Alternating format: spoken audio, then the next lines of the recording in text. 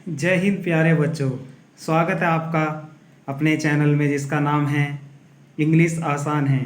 तो चलिए आज हम शुरुआत करते हैं इंग्लिश को एक नए सिरे से नई तरीके से आसानी के साथ सीखने की। तो चलिए शुरू करते हैं क्लास नंबर 1। उससे पहले प्यारे बच्चों मेरी सभी से एक रिक्वेस्ट है कि इस वीडियो को लास्ट तक देखिएगा और मेरा ये आपसे प्रॉमिस भी है कि इस वीडियो को जितना भी मैं आज पढ़ाऊंगा उसमें लास्ट तक जितना आप ध्यान से पढ़ोगे, जो मैंने इसमें बोला है उसको सुनने के बाद जो मैंने अपने हाथों से नोट्स बनाए हैं उस पर जब आप ध्यान से पढ़ोगे उनको, तो मेरा ये मानना है, आई प्रॉमिस, कि आपको कोई भी डाउट नहीं बचेगा इस वीडियो में जितना मैं आज पढ़ा रहा हूँ उसमें पूछने लायक।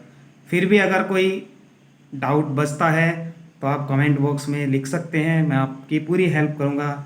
तो चलिए शुरुआत करते हैं इंग्लिश क्लास, इंग्लिश ग्रामर की। तो शुरुआत करते हैं, जैसे कि आप सभी जानते हैं इंग्लिश की शुरुआत अल्फ़ाबेट, वर्णमाला, A to Z, ABCD जो भी होता है, जितना भी आप समझ पा रहे हैं, जितना भी आप समझते हो वहीं से हुई है। तो जैसे ही आपको पता होगा अल्फ़ाबेट होता क्या है, अल्फ़ाबेट को हिंदी में बोलते हैं वर्णमाला। ये देखिएगा मैंने अपने हाथों से बनाए हुए हैं ये नोट्स, कोई किसी का कॉपी नहीं है, जो मैंने पढ़ा है, जो मैंने सीखा है वही मैं आपको सिखाने की कोशिश कर रहा हूँ और उम्मीद करता हूँ कि आप लोगों को समझ में आएगा अगर आप अच्छे से इसको समझने की कोशिश करेंगे तो चलिए देखिएगा, अल्फ़ाबेट हिंदी में बोलते हैं वर्णमाला।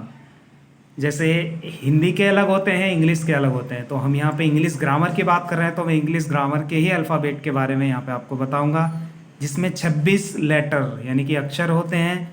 वो आप सभी को पता ही होगा, ए से लेके जेड तक 26 अक्षर होते हैं। हर एक अक्षर अपने आप में अलग होता है। जैसे लेटर में अक्षर की आपको डेफिनेशन की बात करूं तो अक्षरों की डेफिनेशन यदि मैं अपने खुद से मैंने बनाई है, जो भी है, ये है कि अक्षर वो होता है जिसकी एक से ज़्यादा हम फ्रैक्शन यानी कि उसके हम एक से ज़्यादा टुकड़े नहीं कर सकते। ए से लेके जेड तक जितने भी 26 अक्षर होते हैं उनके हम एक से ज़्यादा टुकड़े नहीं कर सकते हैं।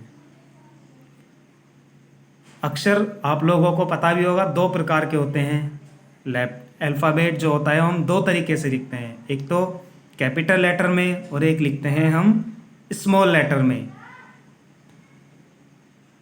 और आई थिंक जहाँ तक मुझे लगता है, जहाँ तक मैंने सोचा है, ये लेटर जो कैपिटल और स्मॉल इसलिए बनाए गए हैं ताकि जो हम इंग्लिश लिखने का तरीका है उस लिखने के तरीके को हम सही तरह से लिख सकें। और जब वो,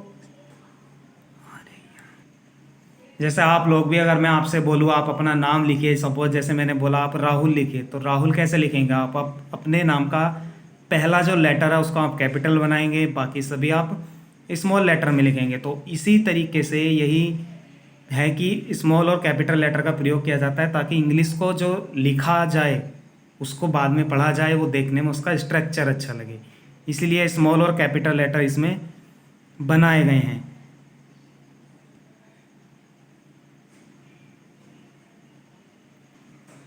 इन्हीं छोटे छोटे अक्षरों से मिलके A to Z, ए से लेके जेड तक जो भी अल्फ़ाबेट रहते हैं, इन्हीं से मिलकर हमारा बनता है जिसको हम बोलते हैं वर्ड यानी कि शब्द। शब्द क्या होता है? किन्हीं अक्षरों का यानी कि अक्षरों का वह समूह जिसका कोई निकलता हो अर्थ, मतलब कोई सही मीनिंग निकलता हो। जैसे हम बोले वर्क, वर्क का अर्थ होता है काम या कार्य। इसमें क्या होता है WORK, जैसे कि आप देख सकते हैं कि इसमें 4 लेटर को मिलके एक समूह बना हुआ है जिसको हम बोल रहे हैं वर्क। और वर्क का मतलब होता है कार्य, यानी कि उसका अर्थ निकल रहा है। तो अक्षरों का ये समूह क्या कहलाता है? कार्य, यानी कि वर्ड कहलाता है। अब यदि मैं इस वर्क को थोड़ा अक्षर इधर उधर कर दूं, जैसे मैंने लिखा KOWR, इसमें भी 4 लेटर रहे हैं, समूह बन रहा है, लेकिन इस KOWR का कोई मीन्स नहीं निकलता, तो मैं इसको शब्द यानी कि इसको मैं वर्ड नहीं कह सकता। तो वर्ड क्या होता है? अक्षरों का वह समूह जिसका कोई अर्थ निकलता है, तो वो क्या कहलाता है?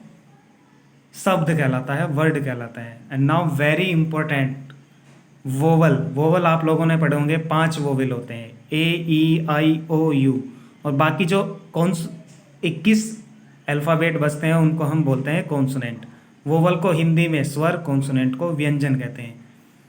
आई एम 100% श्योर कि 90% जितने भी हैं उन्होंने अभी तक ये नहीं पढ़ा होगा कि वोवल की परिभाषा क्या होती है। वोवल 5 क्यों होते हैं, कॉन्सोनेंट 21 क्यों होते हैं, 5 ही क्यों होते हैं, कम क्यों नहीं हुए, ज़्यादा क्यों नहीं हुए, तो ये सब आप देखिएगा क्यों होते हैं क्यों नहीं।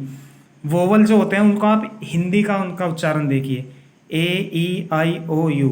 वोवल जो होते हैं वो अपने आप में स्वतंत्र होते हैं और कॉन्सोनेंट स्वतंत्र नहीं होते हैं। अर्थात इसका मतलब है वोविल जो है वो अगर हम ए बोलेंगे तो ए ही बोला जाएगा, उसमें एक और कोई सा लेटर कोई सा अल्फ़ाबेट नहीं आएगा। पांचों वोविल ऐसे ही हैं। और यदि हम कॉन्सोनेंट बोलते हैं, आप कॉन्सोनेंट को लिख के देखना, जैसे हमने लिखा बी, तो बी में देखना लास्ट में बोलता है ई।